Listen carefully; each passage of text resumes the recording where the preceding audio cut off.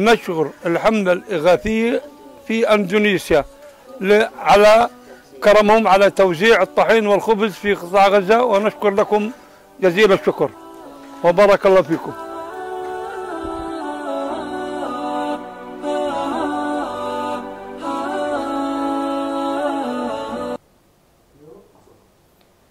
Bismillah, Assalamualaikum warahmatullahi wabarakatuh.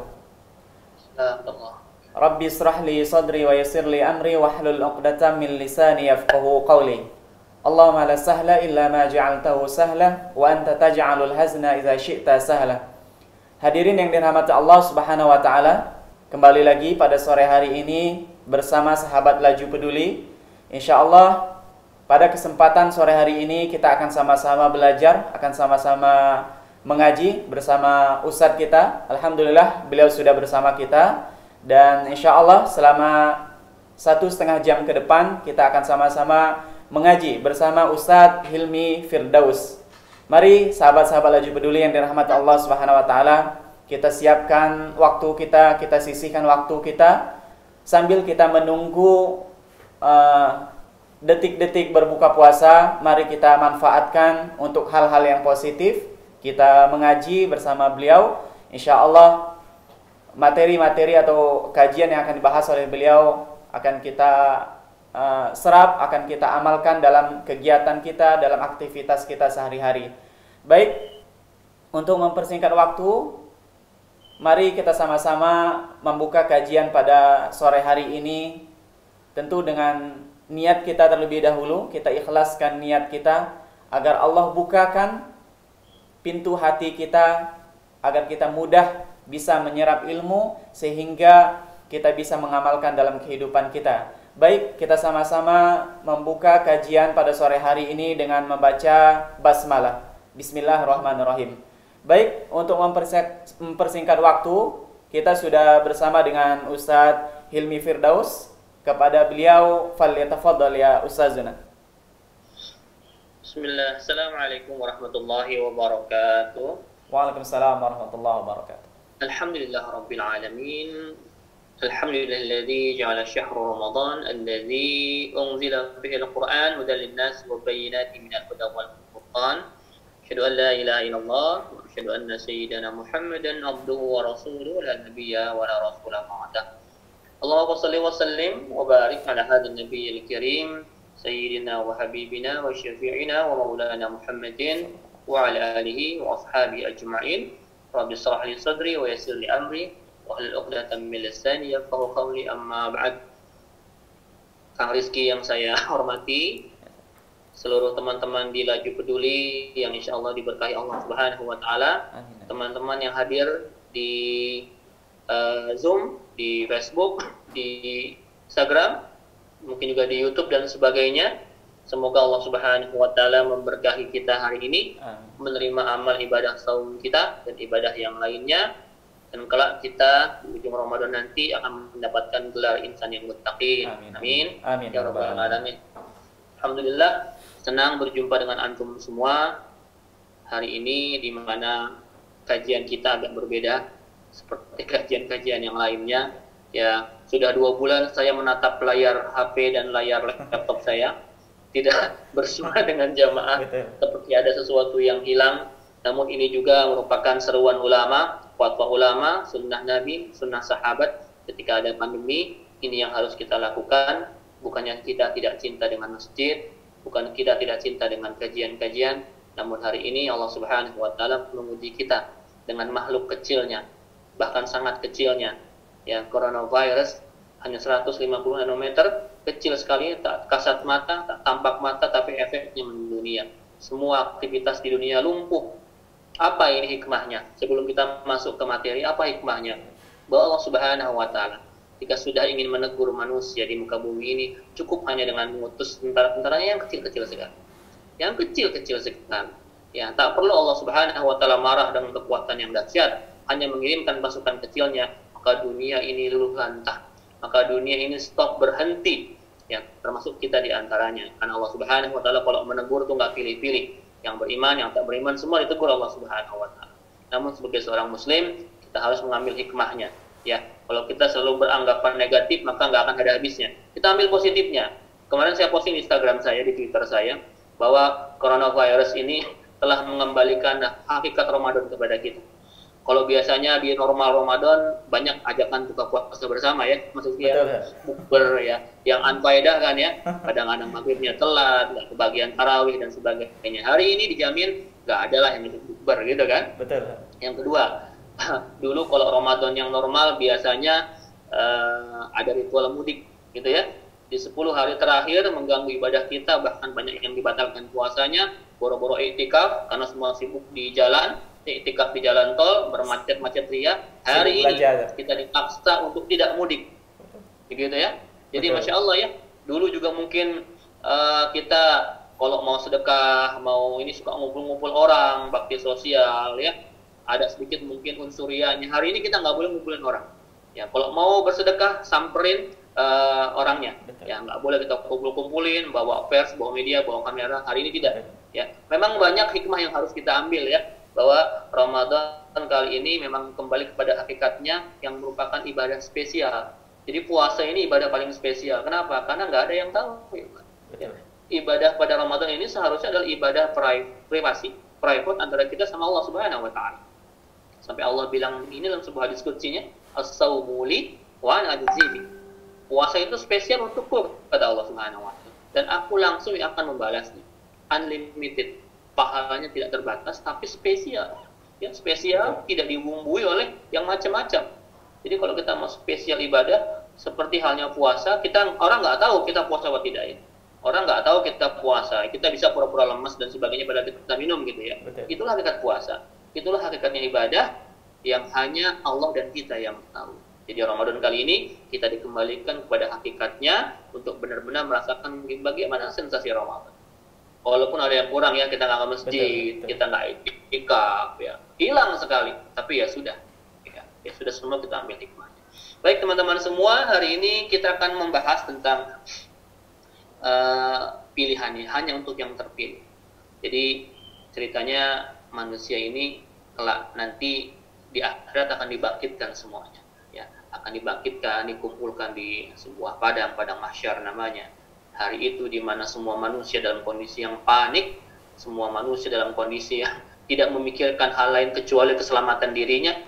Seorang bapak tak memikirkan anaknya, ibu tak mikir anaknya, suami tak pikir istrinya. Begitupun sebaliknya, semua sibuk nafsi-nafsi. Ya, disitulah nanti ada beberapa manusia yang Allah pilih, ya, yang akan diselamatkan di hari tak ada pertolongan kecuali pertolongan Allah Subhanahu wa taala. Ini berdasarkan hadis riwayat seorang sahabat mulia, seorang ahli sufah, pecinta kucing ya, Abdurrahman ibnu Sakhar ad-Dausi yang kita kenal sebagai Abu Hurairah. Beliau meriwayatkan hadis ini, Rasulullah sallallahu alaihi wasallam, sab'atun yudhilluhumullah fi dhillihi yauma la dhilla illa dhilluh. Bahwa ada 7 manusia pilihan yang akan Allah selamatkan, yang Allah pilih untuk diselamatkan nanti di akhirat, di mana tak ada pertolongan kecuali pertolongan Allah Subhanahu wa taala.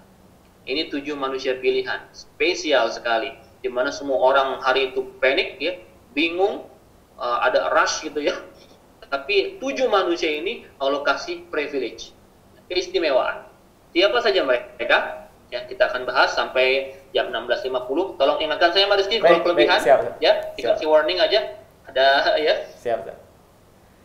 Yang pertama siapa sih yang Allah prioritaskan untuk diselamatkan? Ternyata bukan ustadz, bukan kiai, bukan penghafal Quran, bukan donatur, ya, bukan istri solihah, bukan siapa-siapa. Yang pertama Allah pilih selamatkan adalah al-imamul adil, pemimpin yang adil. Masya Allah. Ya. Jadi kenapa kalau kita bicara masalah pemimpin ini bukan bicara yang main-main? Ya, kenapa? Pemimpin dalam Islam itu nomor 1 ke surganya. Nomor 1 diselamatkannya. Nggak bisa main-main kita milih pemimpin. Ya. Pemimpin dalam segala hal. Ya, pemimpin dalam negara, pemimpin dalam daerah, di rumah tangga dan sebagainya. Pemimpin yang adil itu masuk surga nomor 1. Al-imamul adil. Konteks di hadis ini memang pemimpin negara, ya, pemimpin daerah. Sampai-sampai Imam Ahmad dan Imam Fudail bin Iyad itu menyampaikan kepada kita, jika saja kata mereka, aku ini diberi sebuah doa yang mustajab, 1 buah doa yang mustajab, maka aku akan memilih diturunkannya pemimpin yang adil. Gitu ya. Doa Imam Ahmad begitu. Kenapa? Karena satu pemimpin adil itu bisa menyebabkan kesejahteraan, kebaikan untuk banyak orang. Kalau satu orang kepala keluarga hanya menyebabkan untuk kebaikan di keluarganya saja. Satu orang CEO, direktur utama, komisaris dan sebagainya hanya satu perusahaan saja. Tapi satu orang pemimpin negara, ya itu bisa menyebabkan satu negara kesejahteraan. Karena itu surganya wajar kalau nomor satu. Kalau dia adil. Bicara tentang pemimpin adil, Islam ini tak kekurangan ya, tak kekurangan pemimpin-pemimpin yang bisa dijadikan sebagai sosok panutan. Ya, Abu Bakar, Umar, Utsman, Ali, itu sudah sering kita dengar kisah-kisahnya. Saya akan sedikit keluar dari Khulafaur Rasyidin. Dalam Islam itu dikenal ada 6 Khulafaur Rasyidin sebenarnya. 4 yang asli, 2 tambahan. Siapa 2 itu? Khalifah Umar bin Abdul Aziz dan Khalifah Nuruddin Zangki. Ya, kalau yang 4 nggak usah kita bahas, sudah sering dibahas. Betul. Kita akan bahas yang 1 saja, nomor 5, takut nggak cukup waktunya. Kita akan bahas Umar bin Abdul Aziz. Siapa beliau? Cicitnya Umar bin Khattab. Ya, jadi mengalir darah di tubuhnya itu darah seorang Umar bin Khattab yang kita tidak perlu sanksikan bagaimana beliau seperti apa. Ini diawali di kisah Umar bin Khattab, mungkin antum semua pernah dengar ada seorang penjual susu, ibu dan anak penjual susu yang ceritanya dagangannya nggak laku, lalu sang ibu menyuruh anaknya untuk mencampur susunya dengan air. Ya, tapi apa kata anaknya? Ibu, jangan, nanti khalifah akan tahu. Kata ibunya, Khalifah Umar nggak mungkin tahu karena beliau sedang di istananya. Apa kata putrinya? Tapi Allah yang tahu itu. Tak disangka dialog itu diintip dengar oleh Khalifah Umar yang biasanya memang belusukan malam-malam. Tak sengaja beliau menempelkan kupingnya mendengar dialog itu, bagaimana ada seorang putri solehah, anak perempuan solehah yang mencegah ibunya untuk berbuat curang. Lalu dia pulang, keesokan harinya disuruh putranya bernama Asim. Asim, datang ke rumah ini, ya, akan aku lamarkan si putri tadi untuk. Jadi gitu ya, itu sejarahnya. Lalu dari pernikahan Asim dan Laila namanya, lahirlah seorang anak perempuan, dan anak perempuan ini dinikahi oleh Marwan bin Abdul Aziz, yaitu bapaknya Umar bin Abdul Aziz. Jadi Khalifah Umar bin Abdul Aziz ini cicitnya Umar bin Khattab. Itu sedikit flashback saja historinya. Bagaimana Khalifah Umar bin Abdul Aziz ini sebagai seorang pemimpin yang adil? Yang pertama, di zaman beliau, saking adilnya itu, tidak ada satupun orang miskin di daulah Islamiyah, tidak ada satupun orang miskin di negara yang dia pimpin selama periode kepemimpinan beliau yang hanya 3 tahun lebih. 3 tahun lebih sedikit. Satu orang miskin, satu orang mustahik zakat dicari di daulah Islamiyah pada saat itu nggak ketemu. Kebayang Mas Rizky ya? Hari itu Umar bin Abdul Aziz itu memimpin bukan 1 negara, tapi 8 negara. Daulah Islamiyah terbentang 8 negara, ya. Dari mulai San'a itu di Yaman, sampai dengan Darul Baido. Darul Baido itu ada di Maroko sekarang, Casablanca, ya. San'a, lalu kalau kita flight gitu ya, kalau antum nanti ada rezeki bisa turun ke timur tengah sana sampai Afrika Utara. Kalau mau ke San'a sampai ke Maroko tuh melewati 8 negara. San'a Yaman ya, masuk ke Makkah, masuk ke Jordan ya, masuk ke Mesir, Libya, Tunisia, Aljazair, Maroko. 8 negara. 8 negara cari orang miskin satu nggak dapat. Bayangan tuh. Kalau zaman sekarang nggak usah 8 negara, 8 meter orang miskin banyak. Kita kemana-mana 8 meter dapat orang miskin ya. Zaman itu 8 negara nggak ada orang miskin. Itulah kebayang bagaimana Al-Imamul Mahdi pantaslah ke surga nomor 1. Itu yang pertama. Kisahnya banyak sekali. Saya akan pilihkan beberapa kisah tadi. Yang kedua, di zaman itu juga ada sebuah peristiwa yang mungkin juga seperti mukjizat lah. Kalau setahu kita, biasanya serigala itu menerkam kambing ya. Betul. Para pengembala kambing takut sama serigala. Karena serigala pasti memangsa kambing. Di zaman itu, ya Masya Allah, serigala itu menggembala kambing. Jadi para petani itu nggak repot. Para peternak itu nggak repot. Nggak perlu menggembala kambing, serigala itu malah menggembala kambing. Ini sebuah keajaiban. Sampai ditanya sama para peternak kepada Khalifah, wahai Khalifah, ini tumben-tumben seumur hidup nih saya nggak pernah melihat ada serigala menggembala kambing. Biasanya ini kan serigala pemangsanya kambing gitu kan. Apa yang kau lakukan? Apa yang terjadi? Apa kata Umar? Kami adalah orang-orang yang memperbaiki hubungan kami dengan Allah Subhanahu wa taala, maka kami memperbaiki hubungan di antara para makhluk. Insyaallah ya. Jadi kalau kambing sama serigala aja akur jika kita bertakwa. Makanya antum sekalian di rumah, kalau hari ini anaknya suka berantem misalnya, itu introspeksi, mungkin kurang takwa bapaknya ya. Bapak emaknya kurang takwa, perbaiki ketakwaannya. Kalau kita takwa, insya Allah Allah akan perbaiki hubungan kita dengan makhluk. Itu kedua. Banyak kisahnya kalau saya ceritakan luar biasa. Kembali kepada Al-Imamul Adil. Intinya apa? Bahwa pemimpin yang adil itu bisa menciptakan banyak kesejahteraan untuk siapa saja. Saya nggak mau ngomong politik hari ini. Namun Islam itu memberikan 2 kriteria untuk kita memilih pemimpin. Yang pertama, tugas pemimpin yang harus nanti kita pilih adalah yang pertama, harasatuddin. Apa itu? Mampu menjaga agama. Yang kedua, wasiyasatud dunia, ngurusin dunia. Jadi seorang pemimpin tidak hanya cakap profesional secara keduniaan, mengurus masalah keduniaan, tapi juga harus mampu menjaga agamanya. Karena itu pemimpin harus yang takwa. Kalau saya pribadi, sering saya sampaikan ke teman-teman sewaktu kajian, kita lah punya cita-cita sebagai seorang muslim. Ingin apa? Ingin punya pemimpin yang takwa, yang hafal Al-Quran. Ketika nanti kita kembali bisa berjamaah di Istiqlal, beliau jadi khatib, beliau jadi imam dengan bacaan yang merdu, itu kan indah banget ya.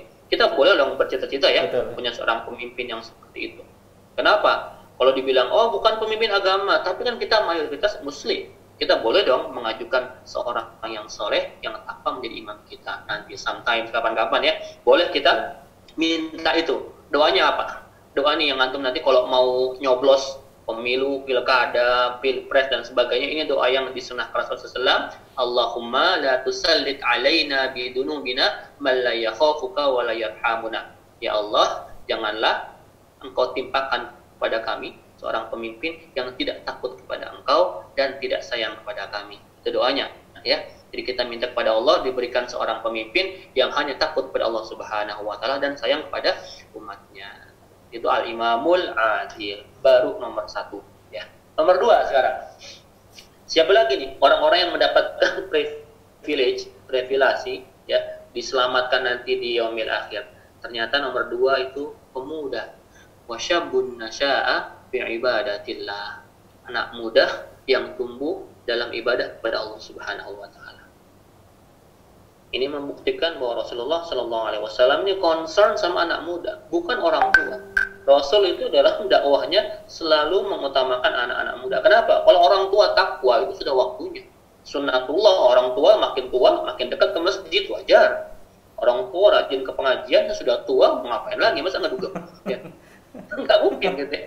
Tapi anak muda nih, yang di mindsetnya itu masih mikir, gue hidup masih panjang, masih lama. Happy dulu lah, apa-apa dulu lah. Kita udah tahu bertobat gitu ya. Ngomong gitu langsung mati dia. Ya, jadi anak muda ini memang dikasih sebuah peran istimewa dalam Islam. Makanya kalau ada anak muda ngaji itu saya paling senang. Saya kalau pengajian saya rame sama orang tua, saya biasa aja. Pengajian saya rame sama emak-emak, biasa. Udah memang emak-emak suka ngaji gitu ya. Tapi ketika pengajian saya rame sama anak muda dengan berbagai macam kostum, berbagai macam lah anak. Saya senang gitu. Ya, berarti anak muda sekarang sudah mau ngaji. Ya, dan alhamdulillahnya memang 2-3 tahun terakhir gelombang hijrah anak muda di seluruh Indonesia itu luar biasa. Saya menyaksikan sendiri ketika saya berkeliling Nusantara dari mulai Aceh sampai dengan Papua. Itu anak-anak muda itu dahsyat banget. Dahsyat banget. Dulu saya nggak ngalamin zaman saya muda gitu ya. Zaman saya muda itu ngaji susah banget. Zaman sekarang ngaji bayar aja penuh gitu ya. Betul. Zaman dulu ngaji gratis nggak ada yang datang. Gitu. Zaman sekarang antum tahu kan ngaji hijrah PS itu kan juga bayar. Ya, segala macam sekarang sahabat saya Ustaz Hanan pun kalau ngaji di hotel berbayar juga ada ATM-nya juga. Enggak apa-apa. Saya bilang walaupun ada yang nyinyir ya, oh kok ngaji bayar sebagainya. Saya bilang, ngaji mau ke surga bayar wajar, nyawa hotel, akomodasi itu ada biayanya. Ente mau ke neraka aja bayar gitu kan saya bilang. Nonton bola aja bayar. Ada yang membayar konser hura-hura, maksiat, pada bayar itu ada ATM-nya, mau ke neraka kan gitu kan. Dan kita ke surga masa nggak boleh ATM, itu pun digunakan untuk pembiayaan akomodasi. Saya tahu lah sahabat saya hari untung. Ya cerita, boro-boro untung Pak Ustadz gitu katanya. Asal bisa nutupin operasional pun alhamdulillah, nyewa hotel, macam-macam gitu, dan kita wajar. Dan memang ternyata seperti itulah ngaji yang diinginkan anak muda hari ini. Bukan ngaji zaman-zaman kayak dulu kita mungkin gitu ya. Ngaji yang konvensional. Anak muda nggak tertarik. Hari ini ngaji harus, mohon maaf, agak semi entertain juga. Ya, karena kita menggarap anak muda yang memang suka entertain. Apalagi di era digital sekarang, kalau mohon maaf ya, ustadznya ustadz jadul gitu ya, susah, tidak akan mendapatkan respon dari anak muda. Gitu kan Mas ya? Betul. Jadi ustadznya sekarang harus melek media sosial. Kenapa saya aktif di Instagram, di Twitter, di Facebook dan sebagainya? Ya untuk itu. Ya, kalau saya ngaji sama orang tua, saya nggak perlu bermedia sosial. Namun ketika saya harus ngaji dengan anak muda, saya harus tahu, harus melek lah, update apa yang sedang happening hari ini. Ya makanya tugas kami para dai itu menyampaikan ke anak muda, menyampaikan pesan-pesan Islam ya. Pesannya sama, nggak berubah, tapi kemasannya apa? Delivery-nya yang beda. Cara kita mendelivernya ke anak-anak muda itu harus beda. Ya, packaging-nya yang beda. Ya, muatannya, kontennya tetap sama. Islam kan nggak berubah-ubah dari zaman dulu sampai sekarang ya begitu. Ya, tapi cara kita mendelivernya ke anak muda harus dengan gaya zaman now, kekinian. Karena itu kita butuh memang ustadz-ustadz yang mengerti masalah itu. Saya pribadi kalau ngaji sama anak muda, saya nggak pakai baju koko begini. Ini saya pakai baju koko ya. Ini saya ngaji sama orang tua nih biasanya nih. Kalau saya ngaji sama anak muda, saya nggak begini. Antum tahu lah, silakan dibuka Instagram. Saya sering pakai kaos, pakai apa. Kalau saya tadi asumsinya ini ngaji sama teman-teman yatim mandiri, donatur, biasanya udah tua gitu ya. Saya pakai baju koko begini ya. Kalau saya ngaji di anak-anak hijrah itu, ya saya pakai gaya mereka. Pakai kaos, pakai hoodie, pakai pad, pakai sepatu cats, kadang-kadang naik motor, kadang-kadang main skate, kadang-kadang naik sepeda, kadang-kadang juga snorkeling, kadang-kadang main futsal, main basket. Ya semua yang anak muda pengen, ya ustadznya ikutin lah, walaupun kita nggak bisa juga semuanya gitu kan. Ya mau nggak mau kita ya nauin lah gimana anak muda. Intinya apa? Membuat anak muda senang ngaji. Kalau sudah sedang ngaji, Masya Allah, anak muda tuh gironya tinggi banget. Gitu ya, teman-teman semua yang masih merasa muda di sini, yuk ibadah kepada Allah Subhanahu wa Ta'ala, karena antum semua dikasih posisi nomor 2 setelah pemimpin adil. Nomor 2 anak muda yang takwa, itu nomor 2. Nomor 3 manusia pilihan selanjutnya adalah warajulun qalbuhu mu'allaqun bil masajid, seorang yang hatinya terpaut dengan masjid. Masya Allah ini, orang-orang yang cinta dengan masjid, orang-orang yang cinta dengan pengajian, orang-orang yang cinta dengan dakwah, ya ini masuk golongan nomor 3 ini. Hari ini ketika masjid ya mau nggak mau kita sepikan ya, kita kosongkan dengan sebab pandemi ini, ini seakan-akan Allah menegur kita. Mungkin selama ini masjidnya banyak sepi, ya. Jadi mau nggak mau sekarang kan ramai tuh, kok kangen masjid, ya. Bahkan dulu ada yang ribut ya, ketika ada fatwa ulama sudah mengosongkan masjid, wah semua jadi berfatwa semua. Akan semua ilmu agama yang tinggi. Padahal kita nurut aja sama ulama memutuskan yang terbaik buat kita. Namun dulu kan ketika awal-awal kita nih nggak boleh ke masjid, ya wah rame, sampai macam-macam bahasanya gitu ya. Masa sama virus aja takut, mati di tangan Allah Subhanahu wa Ta'ala, sebagainya. Ini pernyataan orang-orang yang belum ngaji nih kayaknya. Teman-teman yang kurang ilmu suka ngegas biasanya. Allah menegur kita, ya. Sampai ada sebuah kayak parodi gitu ya. Dulu ketika masjid dibuka pada kemana? Sekarang ketika masjid ditutup ramai-ramai pada ribut ya. Padahal yang ribut itu mungkin biasanya nggak pernah ke masjid gitu. Ya. Jadi teguran buat kita lah. Teguran buat kita gimana nanti kita kalau sudah selesai pandemi ini ramaikan kembali masjid. Ya, concern sama kemakmuran masjid, bukan pembangunan fisik. Hari ini kita lebih cenderung membagus-baguskan masjid. Yang berlomba-lomba membuat masjid yang megah, yang mewah, silakan saja. Tapi salah satu ciri kiamat yang antum harus tahu apa? Ketika masjid dijadikan sebagai objek wisata. Kejadian ini, ya, antum silakan masjid berlomba-lomba, bermewah-mewah, bermegah-megah, sampai ada tur ke masjid ini, masjid itu. Hati-hati loh, ciri-ciri kiamat tuh, ya. Masjid dijadikan sebagai objek wisata, bukan itu yang diinginkan. Memakmurkan masjid, mengisi masjid dengan kebaikan-kebaikan, amal soleh, tidak hanya ibadah tapinya. Masjid yang bisa menjadi center kegiatan umat Islam. Dulu ketika Rasulullah SAW berdakwah itu semua dipusatkan di Masjid Nabawi. Ya, tidak hanya ibadah, ekonomi, perang, kemanusiaan, semua dibahas di masjid. Termasuk, mohon maaf, politik pun dibahas di masjid. Saya nggak setuju tuh kalau ada bilang jangan ngomong politik di masjid. Enggak. Yang nggak boleh tuh kampanye di masjid.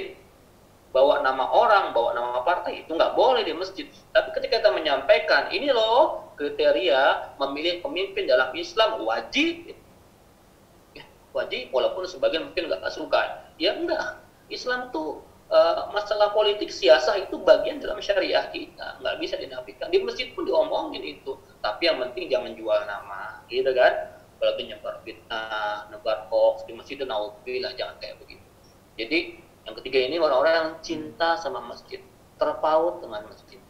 Mas Rizky, antum bayang deh, di Indonesia ini ada berapa jumlah masjid, Mas? Tahu nggak? Ribuan kan? Oh, ribuan, kurang banyak. Yang terdata di Dewan Masjid Indonesia itu ada lebih dari 800.000 masjid. Terdata di Dewan Masjid. Yang nggak terdata itu mungkin 1 juta mungkin kayaknya. Ya, 1 juta masjid di Indonesia. Kelurahan desa di Indonesia itu ada 82.300 sekian. Jadi satu kelurahan itu dapat 12 masjid, Mas. Satu kelurahan ada 12 masjid. Kalau masjidnya berdaya secara ekonomi, secara keumatan, kebayang bagaimana kebangkitan kita makin cepat. Masalahnya hari ini, masjid itu hanya digunakan sebagai tempat ritual. Sholat, seminggu sekali, pulang, selesai. Ya, sisanya ditutup, dikunci gitu ya. Masjid hanya dibuka 5 kali sehari. Ini bukan masjid. Kebayanglah antum kalau hari ini kan kita banyak kekurangan gedung untuk pendidikan, gedung untuk les-les dan sebagainya. Itu kan semua juga sebenarnya bisa dilakukan di masjid. Ya. Kalau kita ngomong masjid yang berdaya tuh pasti nggak jauh di Jogokarian ya. Betul. Ya, Jogokarian saya beberapa kali ngisi di sana. Ya, diskus dengan Ustaz Jazil, Ustaz Salim Filah semuanya, bagaimana mereka mengelola masjid ya. Masjidnya mah nggak bagus. Jogokarian itu kan masjid kampung. Betul. Tapi masjid itu benar-benar berdaya untuk umat gitu. Memperhatikan sisi-sisi kemanusiaan yang lainnya, bukan hanya sekedar spiritualnya. Ya, masjid itu memperhatikan bagaimana orang itu kenapa nggak ke masjid sholat, mungkin ada masalah-masalah apa, diselesaikan sama masjid. Ya, ada yang kurang modal usaha, dibantu dengan masjid, pinjaman yang sangat lunak. Ada yang jomblo dicariin jodoh, bayangin coba. Jomblo ya ke Jogja sana, cari jodoh di sana, gitu kan. Lalu ada yang mohon maaf, ada yang kekurangan beras, ada ATM beras. Ya, jadi masya Allah ya. Bahkan kata polisi, saya kan pernah diskus di sana ya. Kata polisi Jogja, kalau orang nyasar di Jogja itu nggak perlu ke kantor polisi lah, buat apa? Nyusah-nyusahin di sini katanya. Menu-menuhin nih, mending ke Jogokarian. Orang nyasar di sana dikasih makan, dikasih minum, dikasih tempat nginep sementara, besoknya dikasih sangu untuk pulang. Kasih ongkos pulang, enak masya Allah. Nyasar di Jogja itu aman juga. Ya, tinggal ke masjid. Itulah sejatinya masjid yang makmur. Bukan cuma sekedar masjid ritual, tempat ibadah, setelah itu dikunci, tidak begitu. Rasul nggak pengen kayak begitu. Masjid umat, ini penting. Ya. Kalau ada Jogokarian satu kelurahan kayak Jogokarian, masya Allah, kebayang. Sekarang sudah mulai banyak lah ya, sudah mulai tumbuh-tumbuh. Ada di Lamongan tuh Masjid Namira namanya. Saya kemarin dari Bali itu ada namanya Masjid Baitul Makmur di pasar. Masya Allah loh, kita ngiri loh. Itu di perumahan Monang-Maning namanya, mayoritas Hindu, tapi masjidnya subuhnya udah kayak Jumatan. Masya Allah. Ya Masya Allah itu. Sudah mulai banyak masjid makmur sekarang. Intinya apa? Mengembalikan kesadaran kita untuk menciptakan sebuah masjid yang orientasinya itu umat. Kayaknya sekedar tempat ritual. Itu nomor 3 ya Mas Rizky ya. Betul. Nomor 4 teman-teman semua, siapa sih yang Allah pilih untuk diselamatkan? Ada 2 orang. Wa rajulani tahabba fillah ijtima' alaih wa tafarraqa alaih. Ada 2 orang laki-laki, ya, 2 orang bersaudara yang saling mencintai karena Allah Subhanahu wa taala. Mereka berkumpul karena Allah Subhanahu wa taala dan juga berpisah karena Allah Subhanahu wa taala. Ya, apa poinnya? Persaudaraan antar sesama muslim. Persaudaraan karena Allah Subhanahu wa taala, ya. Hari ini kita memang majority muslim ya. 85%, bahkan 85% lebih sekarang katanya. Tapi tetap saja Indonesia hari ini ba'da pilpres masih terkotak-kotak sampai sekarang gitu ya. Ya, entah kenapa umat Islam hari ini sepertinya masih dua kubu gitu loh. Ya, kubu ini sama kubu itu nggak sebut nama gitu ya. Kapan selesainya? Padahal ketika umat Islam ini saling gontok-gontokan, bercerai-berai, nggak bersatu, ini yang tepuk tangannya orang-orang di luar Islam ini. Tuh lihat umat Islam kayak begitu. Tidak hanya masalah politik ya, masalah apa misalkan perbedaan furu'iyah, antum tahu ya, perbedaan fikih ibadah. Ya, ada kalau dulu kan yang tarawih 23 sama 11 ya, yang kunut sama enggak kunut, ada yang maulid dan sama enggak, yang tahlil sama enggak, sebagainya. Ini kalau kita nggak sikapi dengan bijak itu biasanya juga membuat perpecahan itu. Hati-hati ya, teman-teman semua. Ya, saya sampaikan kalau untuk masalah-masalah yang furu, masalah-masalah yang cabang, masalah-masalah fikih itu jangan gontok-gontokan lah. Ya, semua sudah ada rujukan, ada dalilnya, jangan berkeras-keras. Hati-hati kalau saling berkeras, ini bisa menimbulkan perpecahan. Ya, jadi persaudaraan karena Allah Subhanahu wa taala itu bisa membuat kita ke surga. Jadi kalau antum sekarang punya sahabat, di pegang erat tuh sahabat-sahabat yang takwanya. Kenapa? Karena sahabat bisa jadi syafaat buat kita nanti di yaumil akhir. Ya, ketika nanti kita butuh syafaat, yang pertama kan syafaatul uzma, syafaatnya Rasulullah sallallahu alaihi wasallam. Yang kedua syafaatul Quran. Ya, iqra'ul Quran fa innahu ya'ti yaumil qiyamati syafi'an li ashabihi. Yang ketiga siapa? Syafaat teman-teman yang soleh. Ya, perbanyak teman-teman yang soleh supaya nanti di akhirat siapa tahu mereka ke surga duluan nyariin kita, begitu kan? Ya, perbanyak teman-teman yang soleh. Itu nomor 4. Yang nomor 5, siapa lagi orang yang Allah pilih diselamatkan itu di akhirat? Warajulun da'athu imra'atin zata mansibin wa jamalin faqala inni akhafullah. Ada laki-laki yang digoda sama perempuan cantik ya, dan dia berkelas ya, digoda untuk bermaksiat maksudnya, untuk berzina, dan si laki-laki itu berkata, aqala inni akhafullah. Maaf neng, abang takut sama Allah Subhanahu wa taala. Masya Allah. Ya. Ini buat para laki-laki ya, ketika antum menghadapi godaan yang sangat dahsyat ini di tempat sepi, nggak ada yang tahu ya, antum mau dia pun mau, perempuannya pun cantik dan berkelas, antum suka sama dia, nggak ada yang tahu ya. Tapi ketika sudah ada peluang untuk itu, antum berkata inni akhafullah, sesungguhnya aku takut kepada Allah Subhanahu wa taala. Ini terinspirasi oleh kisah Nabi Yusuf alaihissalam. Nabi Yusuf alaihissalam, beliau seorang pemuda ganteng, gagah, sedang bergelora nafsu syahwatnya, anak muda. Perempuannya namanya Siti Zulaikha, seorang istri bangsawan, cantik jelita. Suaminya sedang safar keluar. Di tempat sepi, dalam kamar, nggak ada yang tahu. Tinggal Zulaikha suka sama Yusuf, Yusuf pun suka sama Zulaikha. Ya, nafsu sedang bergelora, tapi ketika akan terjadi, Nabi Yusuf berkata, inni akhafullah, saya takut kepada Allah Subhanahu wa taala. Ketika ada seorang laki-laki dapat mengatasi nafsu syahwatnya seperti itu, maka dia dijamin surga nomor 5. Ya, teman-teman di sini yang mungkin nggak tahu udah pernah ngerasain apa belum digoda begitu ya. Nanti andaikan antum digoda ya sama perempuan cantik di tempat sepi, antum ngomong ini akhafullah, maka antum dijamin ke surga. Nah, buat ibu-ibu, di sini ada ibu-ibu hadir banyak Mas ya? Ada Ustaz. Buat ibu-ibu, saya sampaikan sedikit keluar dari tema ya. Kenapa sih godaan syahwat itu terbesar bagi laki-laki, syahwat untuk perempuannya? Kata orang katanya godaan laki-laki itu 3. Harta, tahta, wanita, begitu ya. Kalau saya menyimpulkan, harta itu relatif banyak laki-laki kuat untuk menolaknya ya. Disuruh korupsi nggak mau, maka proyek nolak lah. Masih banyak orang-orang hidup lurus, nggak mau harta yang haram. Tahta apalagi lebih mudah, banyak orang rela jadi orang biasa. Udah saya menjadi orang kecil aja lah, rakyat biasa aja lah, nggak berat hisapnya. Orang banyak yang kuat digoda dengan tahta dan jabatan. Namun tak yang ketiga ini, banyak orang hancur gara-gara godaan tak yang ketiga ini, wanita. Ya.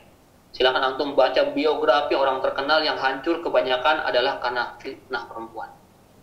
Kerusakannya karena apa? Fitnah perempuan ini dahsyat godaan ini. Karena itu dijamin ke surga nih yang bisa mengatasi ini. Nah, ibu-ibu yang di rumah bagaimana caranya nih mengikat bapak-bapaknya di rumah nih ya, supaya nggak gampang tergoda. Ya sedikit aja, ntar lama-lama ntar kita bahas bareng-bareng lah, materi berbeda ya. Bagaimana emak-emak ini bisa ngikat suaminya di rumah supaya nggak gampang tergoda. Yang pertama, berikan pelayanan yang maksimal untuk suami Anda. Nah, Islam ini mengatur sekali bagaimana istri itu harus taat sama suami. Lau kuntu amiran ahadan ayas judali ahadin, ya, antamuru, kata Rasulullah, jika aku diperbolehkan, ya, menyuruh jika aku diperbolehkan menyuruh makhluk bersujud kepada makhluk lainnya, maka aku akan perintahkan seorang istri bersujud kepada suaminya. Apa artinya di sini? Bahwa ketaatan kepada suami itu menjadi faktor utama bagi seorang istri. Ya, kunci surganya seorang istri. Ketika Rasulullah SAW itu Isra Mi'raj, beliau diperlihatkan di sebelah kanannya itu ada surga, ya, sebelah kiri beliau ada neraka. Dan sebagian besar penghuni neraka adalah perempuan. Ada dua sebab kenapa banyak perempuan yang mengisi neraka. Yang pertama, tak bisa menjaga lisannya, ya, hobi menggibah, buka aib saudara dan sebagainya. Yang kedua, tidak taat pada suaminya. Ibu-ibu di rumah yang hadir di kesempatan kali ini, tidak taat sama suami itu bisa menyebabkan antunna semua masuk neraka jahanam. Tak peduli seberapa banyak ibadahnya, sholatnya, puasanya, sedekahnya, tapi tidak taat sama suami, maka neraka jurusan. Na'udzubillah. Gitu ya. Sampai kata Rasul itu, kalau ada seorang perempuan meninggal dunia, kalau ada seorang perempuan mati dan suaminya ridho, maka masuklah ke surga.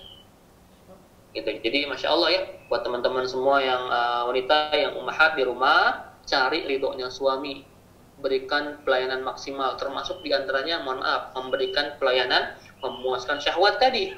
Ya, ini bukan hal yang sepele dalam agama kita, wajib dituntaskan. Ya, laki-laki itu pusing. Antum tahu nggak? Sperma itu kan bahannya panas, ya. Kalau tidak tersalurkan, maka akan membuat laki-laki itu bergejolak. Makanya banyak laki-laki itu uring-uringan karena nggak mendapatkan haknya dari istrinya. Sampai kata Rasulullah SAW, kalau ada seorang istri, mohon maaf, menolak ajakan suaminya berhubungan di malam hari, apa risikonya? Dikutuk sama malaikat sampai pagi. Nah itu, mak-mak di rumah, ibu-ibu di rumah ya, hati-hati. Kalau Anda semua nolak ajakan suami sedang dalam keadaan normal ya, tidak haid, tidak sedang sakit, Anda nolak, malas apa? Nah begitu. Itulah saatnya Anda dikutuk sama malaikat sampai pagi. Ya. Berikan pelayanan maksimal kepada suami Anda. Supaya apa? Supaya suami itu nggak mikir apa-apa di luar. Kata Rasul begini, jika ada seorang laki-laki timbul syahwatnya, ya, timbul syahwatnya, maka datangilah istri-istrimu. Karena di situ terdapat kenikmatan yang sama, berpahala sedekah dan barokah. Gitu. Kalau ada cowok, ada suami di kantor melihat sesuatu yang membangkitkan syahwatnya, pulang ke rumah, datangi istrinya, dapat hal yang sama. Makanya mama di rumah kalau ada suami pulang cepat jangan ditanya, itu kode namanya. Ya. Itu kode ya. Kode apa? Suaminya lagi pengen, makanya dikasih. Gitu ya. Nah, jadi ya, kita skip dulu masalah ini, ntar kapan-kapan kita bahas lebih detail ya. Siap. Intinya apa? Berikan pelayanan maksimal buat suami supaya nggak kepikir macam-macam, karena godaan syahwat wanita itu terbesar dalam kehidupan seorang laki-laki.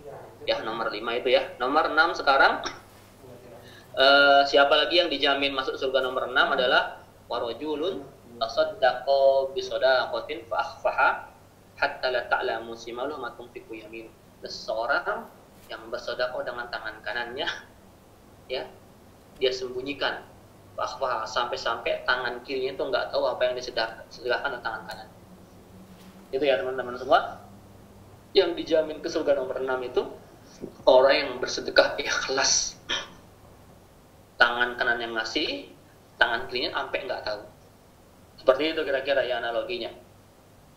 Artinya apa? Bahwa sedekah yang ikhlas itu lebih disukai Allah Subhanahu wa Ta'ala. Sedekah yang disembunyikan, tapi bukan berarti kita nggak boleh menampakkan sedekah kita. Oh boleh, dengan berbagai macam syarat dan kondisi.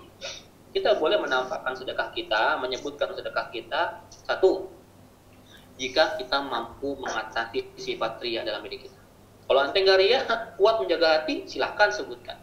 Silahkan diposting di medsos, monggo. Tapi jangan sampai ketika posting di Terus lalu ada orang komen, "Ih, Masya Allah ya, dermawan sekali Kak Usman bin Affan, antumnya GR, antumnya naik," gitu kan ya. Hangus semua. Kenapa para ulama memilih untuk menyembunyikan amalannya, sedekahnya? Karena tahu setan ini gak mau ibadah kita diterima Allah Subhanahu wa Ta'ala. Sudah capek-capek sedekah, menghantar, tapi nggak ada nilainya, rugi gitu ya. Tapi hari ini menyembunyikan pun nggak harus selalu disembunyikan. Kenapa?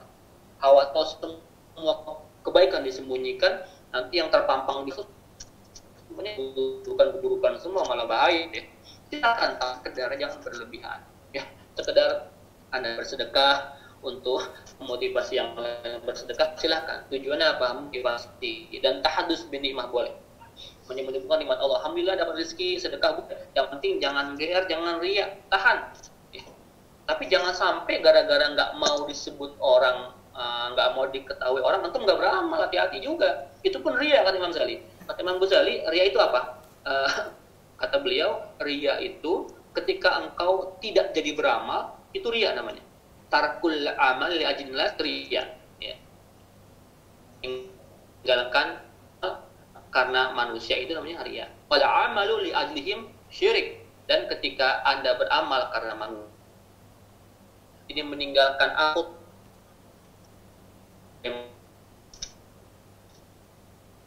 manusia itu riya. Ya. Dan saya nggak mau ngaji ya, takut dibilang ustad. Saya nggak mau ngaji ya, takut dibilang soalim dan sebagainya. Antum meninggalkan kebaikan, terus gimana Pak Ustad? Ditinggalin salah, dikerjain salah. Gimana seterusnya? Tetap dikerjakan, perbaiki niat kita. Ya, supaya apa? Supaya dinilainya insya Allah Subhanahu wa Ta'ala. Sedekah yang ikhlas. Kalau di masjid sedekah, yang mungkin ada kotak amal, antum kan begini ya. Dibuka boleh nggak Pak Ustadz? Boleh aja dibuka, nggak apa-apa. Kalau begini kan biasanya dua macam nih ya. Ya, ada dua macam nih ya. Ada yang satu memang dia ikhlas karena Allah, yang kedua dia malu biasanya. Yang malu itu masih 2.000 biasanya gitu ya. Kalau dibuka silakan saja. Yang penting ketika antum masukin ke kotak amal, antum jangan ada perasaan antum ngasih ini yang warna merah nih, cepek gitu ya, 1.000 ya. Masukin itu sengaja dilama-lamain supaya orang lihat gitu loh. Hati-hati juga.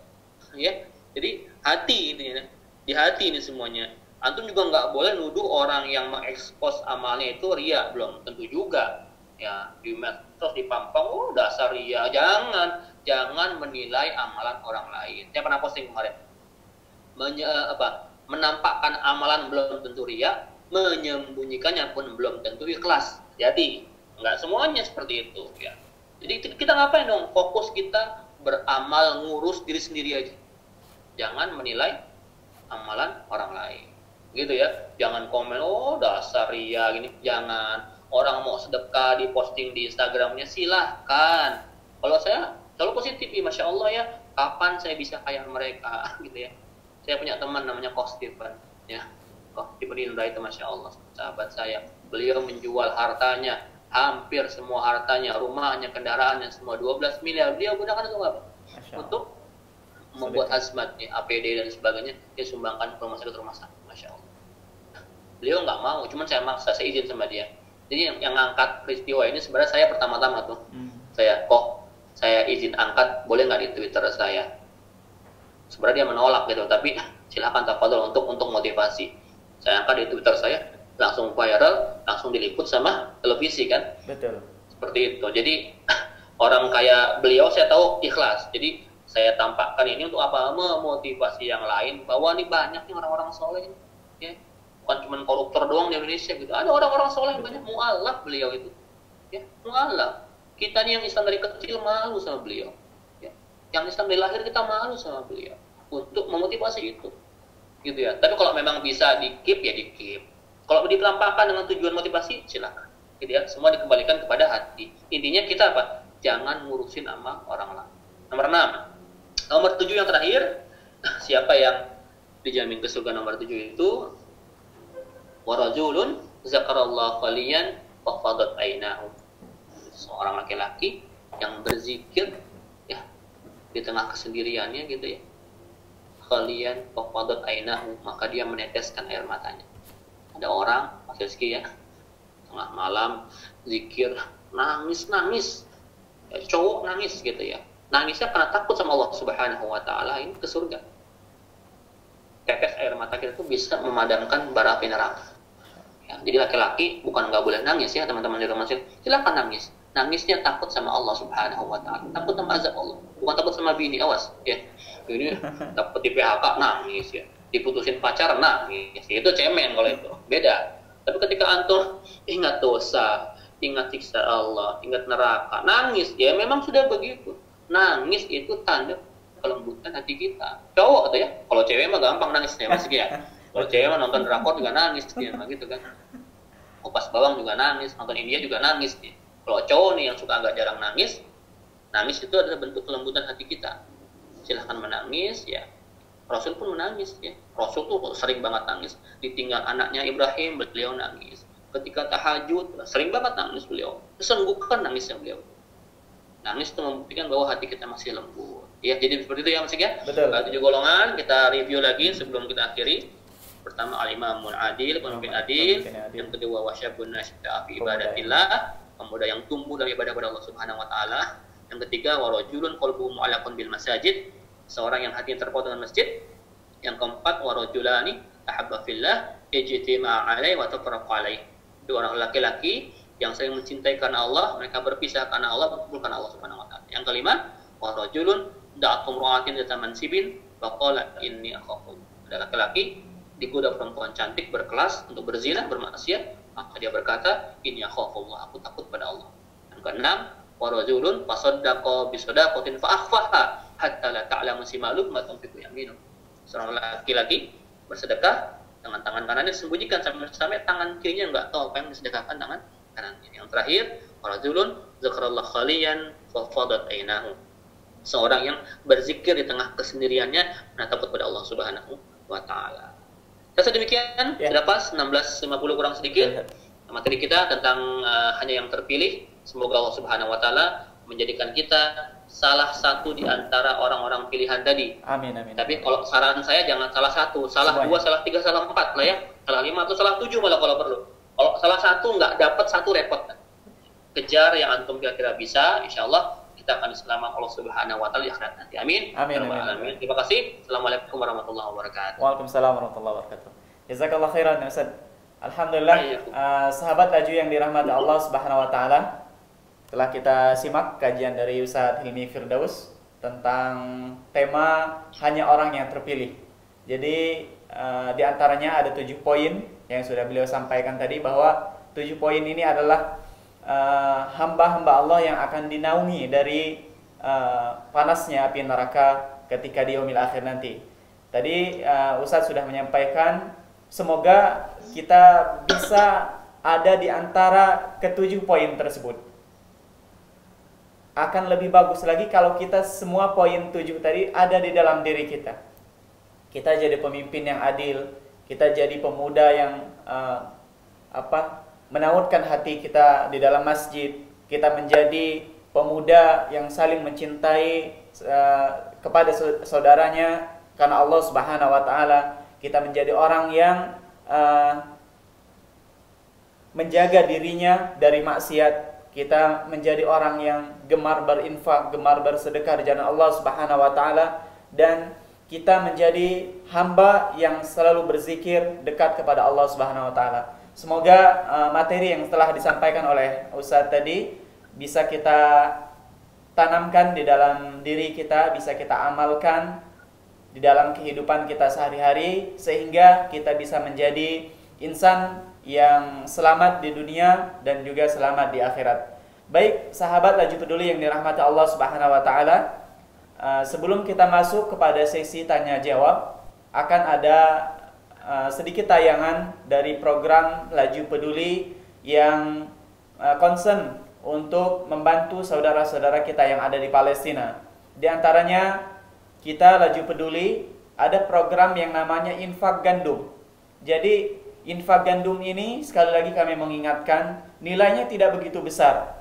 Hari ini di bulan Ramadan, di 10 hari terakhir Ramadan ini, mari kita sama-sama memaksimalkan dengan ibadah-ibadah kita dengan sedekah-sedekah kita tunaikan infak, zakat, sedekah kita memiliki program infak gandum yang kita salurkan untuk saudara-saudara kita yang ada di Palestina. Ketika berbicara tentang Palestina, banyak sekali alasan kenapa kita harus membantu saudara kita di sana. Yang pertama adalah masalah kemanusiaan. Hari ini krisis kelaparan banyak dialami oleh saudara-saudara kita yang ada di Palestina.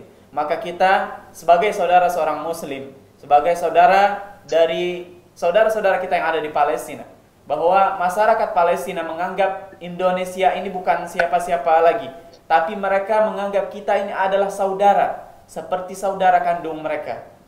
Banyak kita menyaksikan bahwa pernyataan-pernyataan dari saudara kita yang ada di Palestina ketika mereka datang ke Indonesia, wallahi mereka mengatakan bahwa Indonesia bukan sekedar negara yang mayoritas muslim, tetapi juga negara yang mencintai saudaranya yang ada di Palestina. Jarak begitu jauh, tapi kecintaannya sangat mendekatkan antara Indonesia dan Palestina. Baik, kita saksikan iklan program dari Laju Peduli.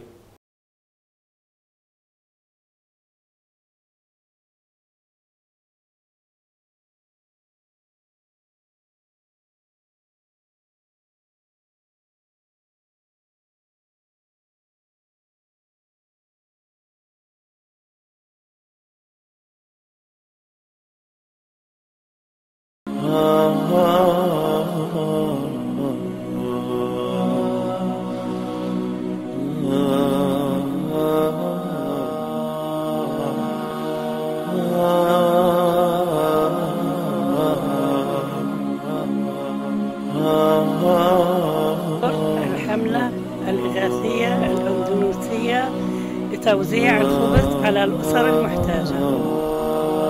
بارك الله فيكم جميعا.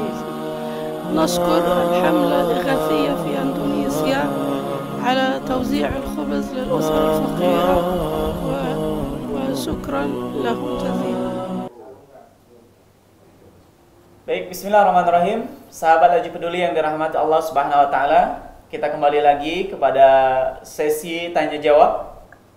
Bagi sahabat-sahabat semua yang ingin bertanya, yang menyaksikan kajian ini melalui Facebook, silahkan disampaikan pertanyaannya melalui kolom komentar yang ada di Facebook.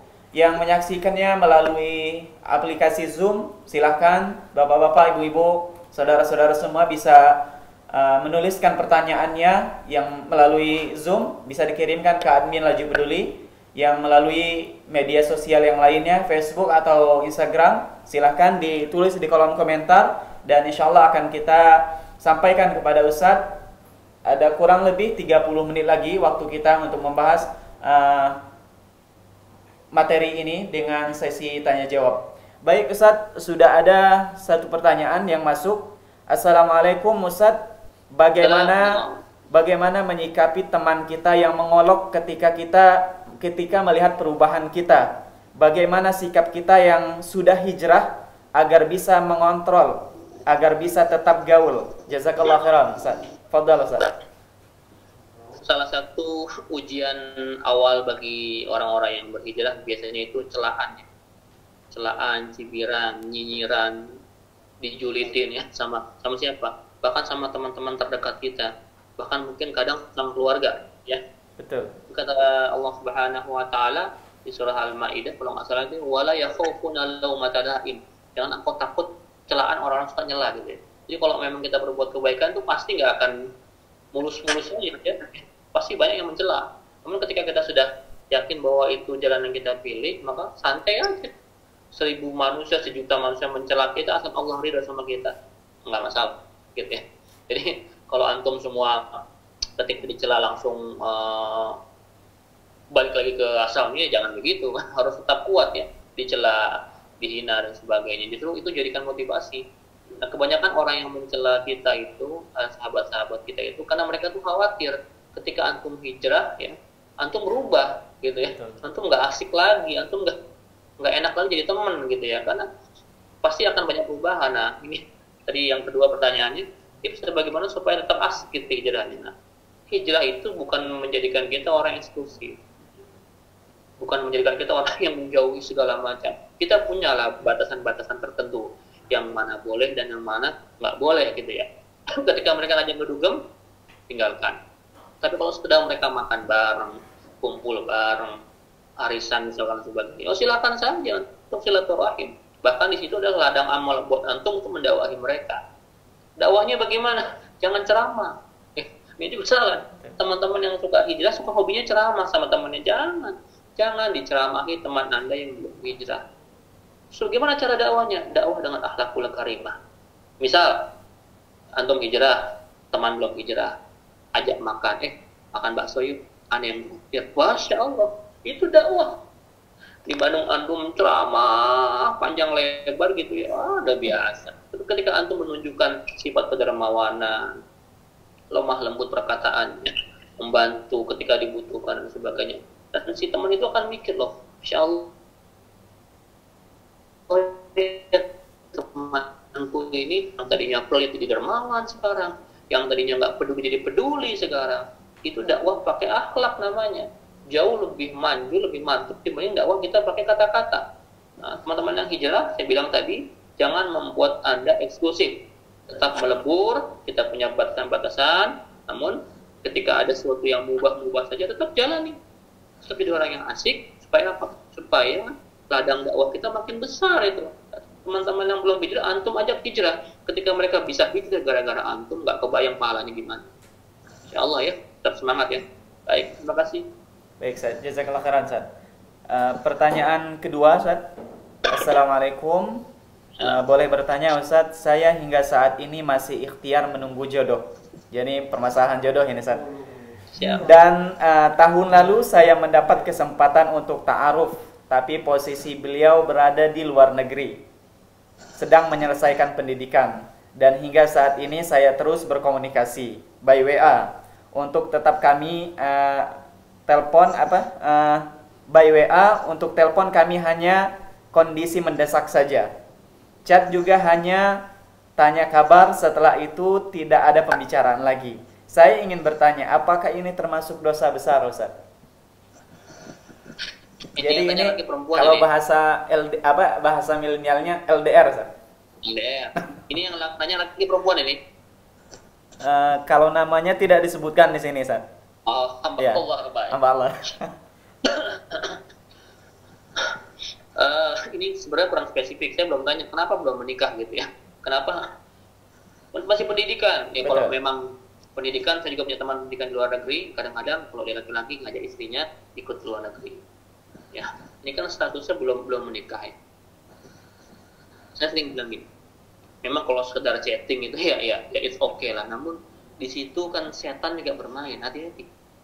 Tadinya cuma kita say hello, nanya apa kabar ya. Namun kan pelan-pelan setan akan membisikkan, kamu nggak kangen sama dia. Akhirnya mencoba lebih jauh dan sebagainya. Alhamdulillah, setan itu jauh lebih expert dibanding kita. Makanya ketika Anda chatting, ya chatting yang seperlunya saja. Kalau nanya kabar juga nggak usah lah, ya. Sampai nanya kabar, udah makan apa belum, nggak usah. Udah sholat apa ya. belum? Kecuali Anda sudah menikah gitu ya. Karena setan tuh akan di situ bermainnya. Sebelum menikah akan dibuat indah chatting dengan yang belum halal buat Anda. Jadi mulai nanya kabar, terus saya bisa kok waktu jaga diri. Ya sekarang bisa, besok belum tentu. Betul. Setan akan terus bermain ya. Dibilang kok kebayang-bayang, kok makin cakep, kok makin kangen begitu ya. Itu setan. Makanya kalau sedang LDR gini dan belum menikah posisinya. Kalau saya sebenarnya nggak suka LDR ya, saya suka LDM, long distance marriage. LDR tuh nggak ada lah. Relationship tuh nggak ada kalau nggak married. Islam tuh kan nggak kenal itu. Betul. Ya belum ada tuh in relationship, nggak ada. Itu kalau udah nikah baru married namanya. Kalau itu nggak ada. Jadi kalau saran saya, Mbak atau Mas yang nanya ini, segera nikah. Nanti pas pasangannya pulang ke Indonesia, nikah dulu. Dia mau balik lagi terserah. Kalau udah nikah kan beres tuh. Mau ngapain, di chatting, mau video call, bebas. Terserah antum maunya gimana. Gitu ya. Sekarang saran saya, kalau nanti memang sudah pulang ke Indonesia, akad dulu aja. Nikah itu murah, nggak mahal. Yang mahal tuh gengsi kita kan. Betul. Ya, yang mahal itu gengsi. Nikahnya mah murah. Mahal. Kalau memang nggak punya, murahkan. Gitu kan? Jadi tenang saja. Nikah, kenapa? Kan Nah, pernikahan itu man tazawwaja faqad istakmala nisfal iman. Kata Rasul gitu. Nikahlah maka engkau akan menyempurnakan separuh iman. Teman-teman yang belum nikah di sini, imannya separuh, agamanya separuh, ibadahnya separuh. Ya.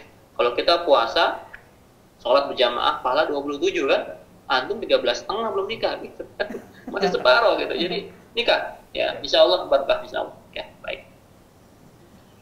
Baik, Ustaz, sambil menunggu ini sedang mengetik di apa?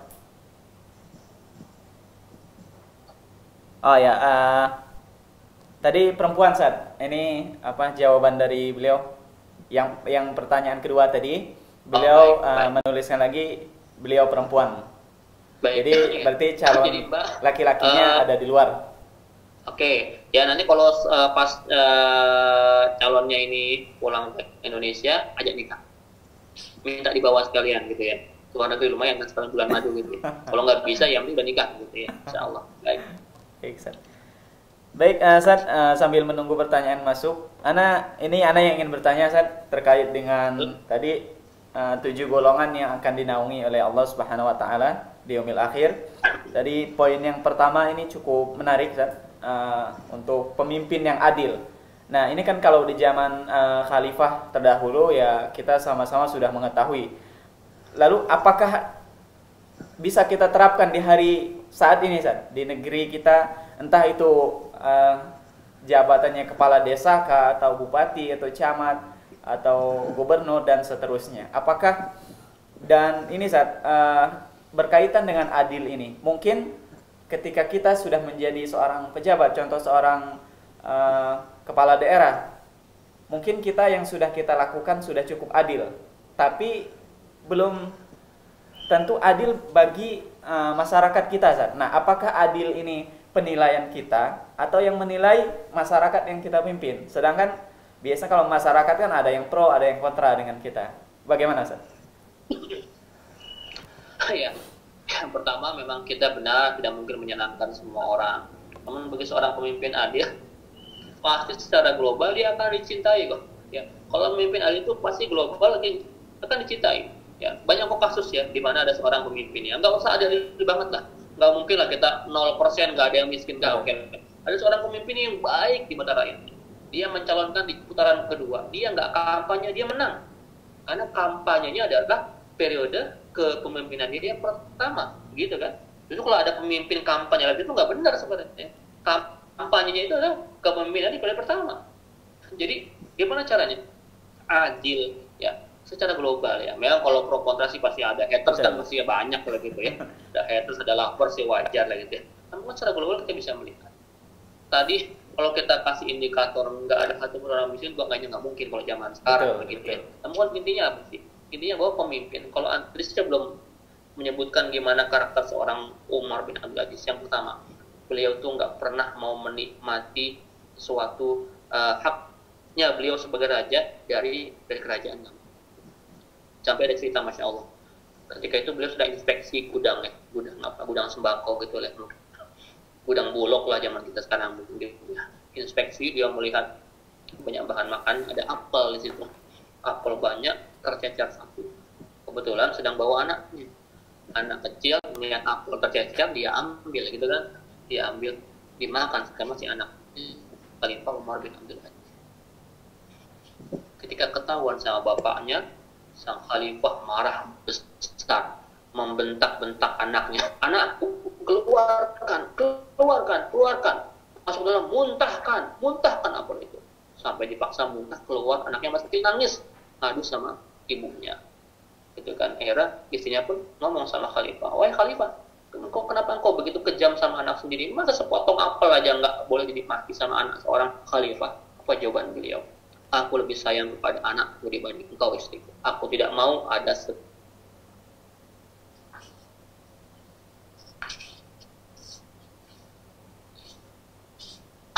raja, anak seorang raja, apel satu nggak mau dia.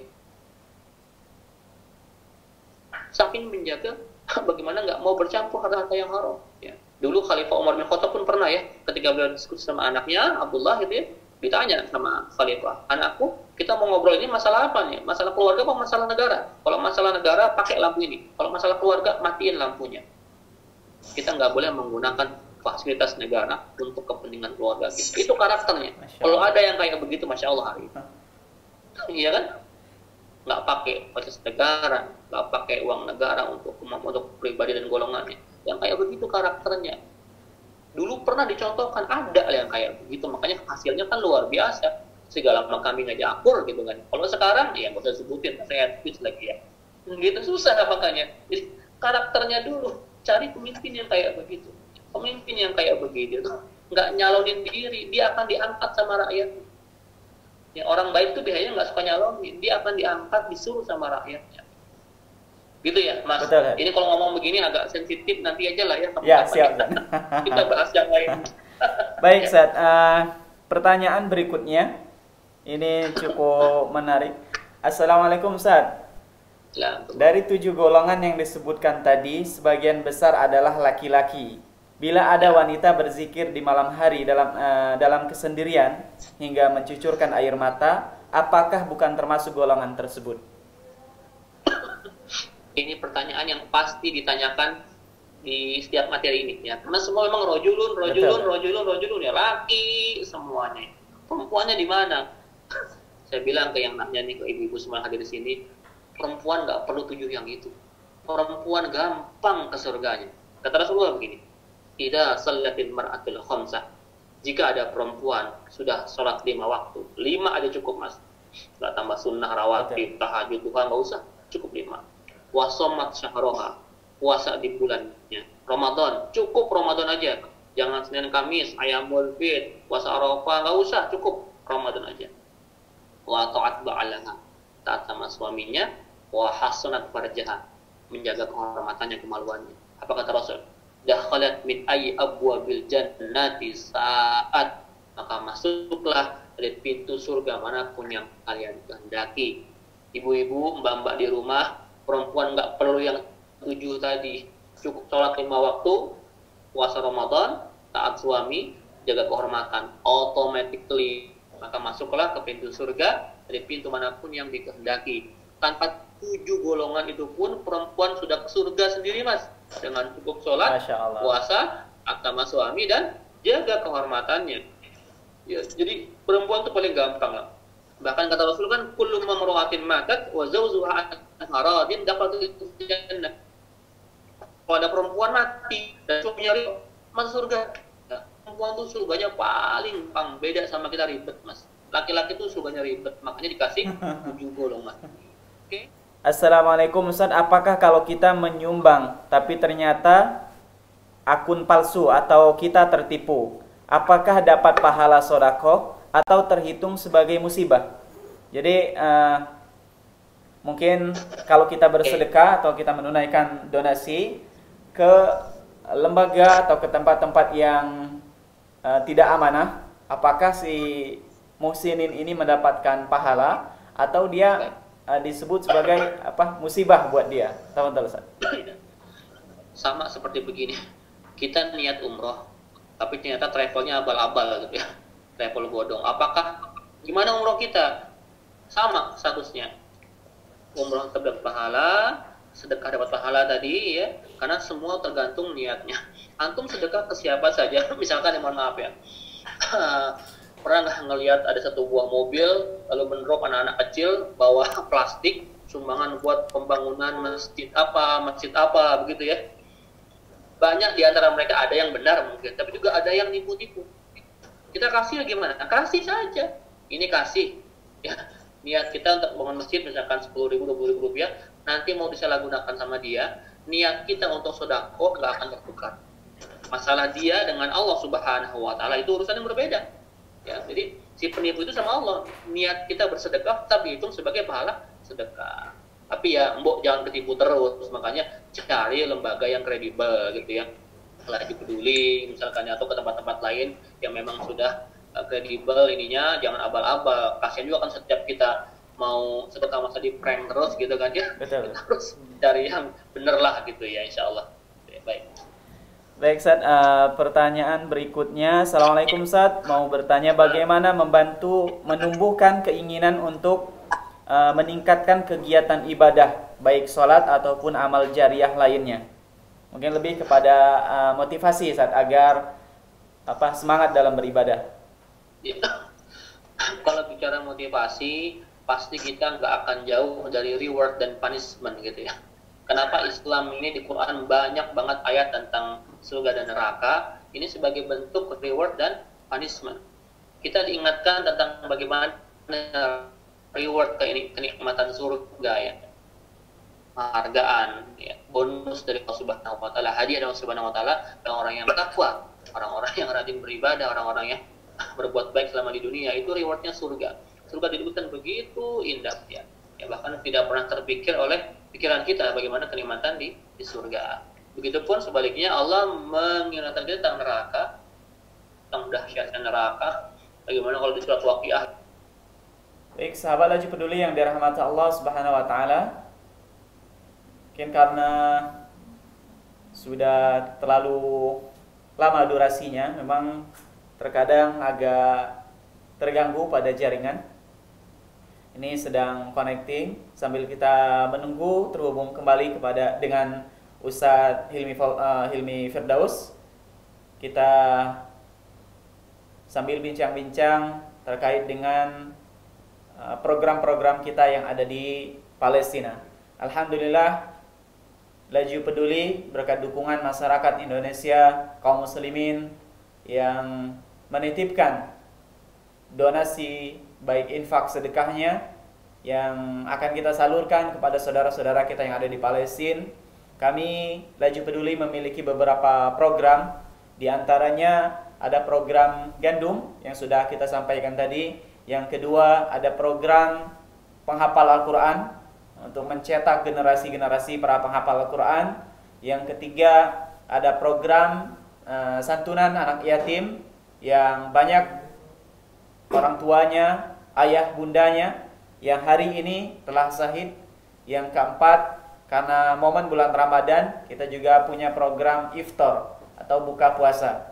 Bagi sahabat Laju Peduli yang ingin menitipkan infak sedekahnya yang ingin disalurkan untuk saudara-saudara kita yang ada di Palestina, bisa menghubungi yang menyaksikan lewat Facebook. Silakan bisa mengirimkan pesan di Facebook. Yang menyaksikan lewat Instagram, silakan melalui Instagram. Yang menyaksikan lewat Zoom, silakan bisa menghubungi admin Laju Peduli. Semoga di bulan yang penuh berkah ini, di hari yang penuh dengan keistimewaan ini, amal ibadah kita, sedekah kita, infak kita, insya Allah diberikan kelipat gandaan oleh Allah Subhanahu Wa Taala. Dan sebagai bentuk kita mensucikan harta kita. Baik, alhamdulillah sudah terhubung kembali dengan Ustadz. Kita akan lanjutkan untuk sesi tanya jawab. Ada beberapa pertanyaan lagi, Ustadz. Ada 2 pertanyaan lagi, Ustadz. Assalamualaikum, Ustadz. Bagaimana caranya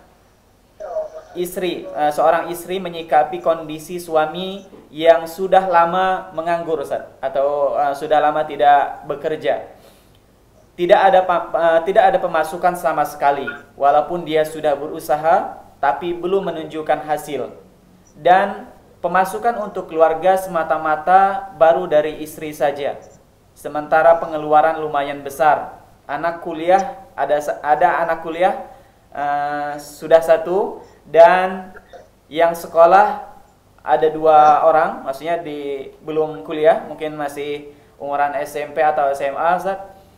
Dan biaya yang kita keluarkan lumayan besar. Bagaimana menumbuhkan rasa ikhlas di hati seorang istri, Ustaz? Mungkin ini pemasukan atau gajinya baru dari sumber istri, Ustaz. Tafadhol, Ustaz.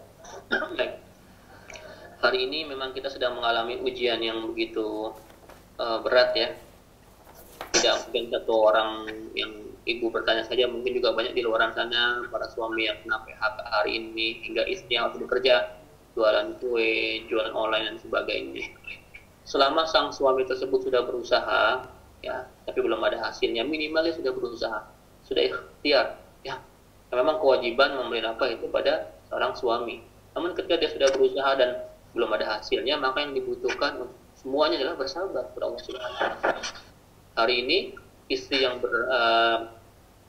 memberikan kontribusi, nanti kalau memang Allah sudah waktunya menyelesaikan ujian ini, maka suami akan kembali. Yang penting sang suami itu tetap berikhtiar, jangan sampai suaminya diam aja. Nah, hari ini memang kita semua dituntut untuk lebih sabar, ya. Wasta'inu bisabri wassalah, minta tolonglah pada Allah itu dengan sabar dan salat. Innallaha ma'as sabirin. Sesungguhnya Allah bersama orang-orang yang sabar. Tidak hanya Mbak yang nanya sini, yang semua orang juga hari ini banyak mengalami musibah, ya. Musibah yang memang kita harus bersama-sama menanggung ini sebagai bentuk dari ujian dari Allah Subhanahu wa taala. Ada 5 macam ujian. Di surah nomor 2 ayat 155, yang kemudian syaitanir rajim, "Wa lanabluwannakum bisyai'in minal khaufi wal ju'i wa naqsin minal amwali wal anfus was samarat." Kata Allah, dan sungguh Allah akan menguji kamu itu dengan 5 hal, ya. Yang pertama apa nih? Diuji dengan khauf, ketakutan. Yang kedua, kelaparan. Yang ketiga, wa naqsin minal amwal, kekurangan harta. Tadi itu kekurangan uang dan sebagainya, ya. Ekonomi yang sedang krisis, ya. Yang keempat, anfus, ya, kehilangan jiwa. Orang-orang yang dicintai kita meninggal dunia dan sebagainya. Yang kelima, samarat, kekurangan buah-buahan. Ini para mufasir menafsirkan sebagai bisnis yang tidak sesuai dengan harapan, bangkrut, rugi. Ini ujian semua bagi manusia. Takut, lapar, ya, kekurangan harta, kehilangan orang dicintai, bisnis yang bangkrut, itu semua ujian bagi manusia. Namun di ujung ayatnya kan ada wabasyiris sabirin, dan berikan kabar gembira bagi orang-orang yang sabar. Siapa dia? Alladzina idza asabathum musibah qalu inna lillahi wa inna ilaihi raji'un. Yaitu orang yang ketika ditimpa musibah dia berkata inna lillahi wa inna ilaihi raji'un. Sabar dan sabar. Insyaallah surga menanti. Amin. Pertanyaan terakhir, Ustaz, yang sudah masuk. Assalamualaikum, Ustaz, mau bertanya, apa ada, mungkin ini tulisannya SOA, mungkin lebih kepada SOP, Ustaz, ya. Assalamualaikum, Ustaz. Oh, doa. Ya. Assalamualaikum, Ustaz, izin bertanya, apakah ada doa, mungkin doa khusus supaya hati yang gundah bisa hilang karena jodoh belum juga datang, Ustaz? Tafadhol, Ustaz. Ya. Doa galau, ya. Sebenarnya doa yang paling mustajab ketika kita galau itu apa sih? Ala inna bi dzikrillah tatma'innul qulub. Ya. Ketahuilah dengan banyak berzikir kepada Allah hati akan tenang. Tapi ada satu doa yang Rasul ajarkan ketika kita menghadapi kegalauan. Apa bunyinya? Allahumma inni a'udzubika minal hammi wal hazan. Ya Allah, kami berlindung kepada Engkau dari perasaan galau dan gundah gulana, sesak di dada, hammi wal hazan, wa a'udzubika minal ajzi wal kasal, dan aku berlindung kepada Engkau dari perasaan sifat lemah dan malas, gitu, ya. Wa a'udzubika minal jubni wal bukhal, minta perlindungan dari sifat sombong dan pelit. Wa a'udzubika min ghalabatid dain wa qahri rizal, aku berlindung dari jeratan hutang, ya, dan tekanan orang lain, begitu. Itu doa yang Rasulullah ajarkan kepada kita ketika kita sedang mengalami kegalauan, kegelisahan, ya, banyak hutang dan sebagainya. Termasuk diantaranya galau belum dapat jodoh, gitu, ya. Insya Allah kok jodoh orang sudah ditentukan semua di Lauhil Mahfuz. Tinggal kita sabar, dijemput dengan cara yang baik, yang tidak melanggar syariat, gitu. Oke, Mas Rizky, terima kasih. Ya, Afwan, Ustaz, ada terakhir satu lagi, Ustaz. Ini sebagai penutup, mungkin biar tidak ke bawah mimpi, Ustaz. Kayaknya sepertinya ini pertanyaan dari apa? Tentang jodoh juga, seputar jodoh. Jadi biar nggak masuk ke dalam mimpi nanti, Ustaz. Jadi harap kita jawab pada sore hari ini, Ustaz. Pertanyaannya, Assalamualaikum, Ustaz. Saudara saya niat menikah karena takut zina dan karena sudah ada kecenderungan, namun tidak direstui hanya karena keluarga tidak suka dengan karakter calonnya. Bisakah disebut dengan menikah karena Allah? Tafadhol, Ustaz. Ya, menikah karena Allah itu kan pasti memang ada sebabnya, ya. Menikah karena Allah untuk apa? Untuk menyempurnakan iman, menyempurnakan agama, menghindari dosa. Tadi yang dibilang di sini takut zina, takut dosa, itu pun karena Allah Subhanahu wa taala. Insyaallah sudah karena Allah Subhanahu wa taala. Nah, masalah nggak direstui keluarga itu mungkin kurang lobby saja. Nggak suka sama karakternya, lobby keluarganya, ajak pasangannya, tunjukkan bahwa karakternya itu baik. Memang sebagian besar, saya ini kan sering bahas seminar pernikah ini. Nanti kapan-kapan kita bahas tema jodoh lah, biar lebih komprehensif. Ya. Faktor yang terbesar membuat kita gagal nikah itu yang pertama faktor ekonomi, yang kedua faktor izin orang tua. Ya, restu orang tua dengan berbagai macam sebab. Ada yang memang karena ekonominya, atau karena sifatnya, karakternya. Itu gimana caranya? Kalau karena karakter gampang. Apa yang tidak disukai dari karakter si pasangan, bawa pasangan itu ke rumah, kita tunjukin bahwa memang nggak seperti itu. Perbaiki karakter yang buruk tadi yang nggak disukai orang tua. Gitu kan? Itu kalau masalahnya ekonomi dan sebagainya, ya tinggal bekerja. Ya buktikan bahwa kita ini mampu, karena sebagian besar orang tua kita menganggap kita tuh anak kecil. Kamu makan aja masih disuapin orang tua, semua masih orang tua, mau ngasih makanan orang gimana, gitu kan? Mungkin orang tua kita ngomong kayak begitu ya. Tunjukin bahwa kita ini orang yang mandiri. Insya Allah bisa kok. Hari ini jangan pernah berkeras sama orang tua. Nggak ada orang tua yang mau anaknya jelek. Nggak ada orang tua yang mau anaknya nggak bahagia. Semua pengen bahagia, cuman dengan cara mereka sebagai orang tua. Kadang-kadang kita anak itu sok tahu juga. Saya nggak mendukung ada pernikahan yang nikah lari-lari gitu ya, nggak dapet restu keluarga, nikah apa namanya istilahnya, kawin lari gitu. Jangan kawin dia capek apalagi lari gitu ya. Jangan lari ya. Semua harus disetujui, karena pernikahan itu bukan menikahkan antara satu laki sama perempuan, tapi dua keluarga juga. Kalau nggak ridho dua-duanya gimana? Kalau nggak ridho berarti bukan jodoh antum gitu aja. Cari yang lain masih banyak. Ingat ya, laki perempuan bukan cuma satu. Jangan nggak putusin sama dia seakan-akan dunia kiamat dulu. Enggak lah. Jangan terlalu baper gitu ya. Jangan terlalu berlebihan lebay. Santai aja, santuy jadi cowok jadi cewek gitu ya. Masih banyak kok jodoh insyaallah ya. Oke ya, makasih. Syukran Ustaz, jazakallah khairan. Ya, cool. Baik, sahabat laju yang dirahmati Allah Subhanahu wa taala. Alhamdulillah kita sudah mengakhiri kajian pada sore hari ini. Pertanyaan-pertanyaan sudah dijawab oleh Ustaz Hilmi Firdaus. Semoga kajian yang disampaikan oleh Ustaz pada sore hari ini bisa kita ambil hikmahnya, kita bisa ambil manfaatnya, kita bisa amalkan dalam kehidupan kita, dan semoga sahabat-sahabat Laju Peduli yang dirahmati Allah Subhanahu wa taala bisa terus menyaksikan, menyimak kajian-kajian yang diselenggarakan oleh Laju Peduli pada hari-hari berikutnya. Insyaallah besok hari Jumat ada kajian lagi, dan hari Sabtu dan hari seterusnya. Saksikan terus kajian-kajian kami. Semoga di bulan Ramadan ini, walaupun kita tidak bisa berangkat ke masjid, mungkin karena sebelum corona kita terbiasa mengikuti majelis yang ada di masjid, tetapi pada hari ini kita tidak putus semangat, kita terus tetap belajar walaupun kita mengaji secara online. Baik, kami ucapkan jazakallah khairan kepada Ustaz Hilmi Firdaus atas ilmu yang telah diberikan kepada kita semua, kepada para donatur semua, kepada sahabat-sahabat Laju Peduli yang menyaksikan kajian melalui Facebook, melalui Instagram dan yang lainnya. Semoga bermanfaat untuk teman-teman semua. Kami akhiri. Wassalamualaikum warahmatullahi wabarakatuh. Waalaikumsalam. Jazakallah khairan Ustaz.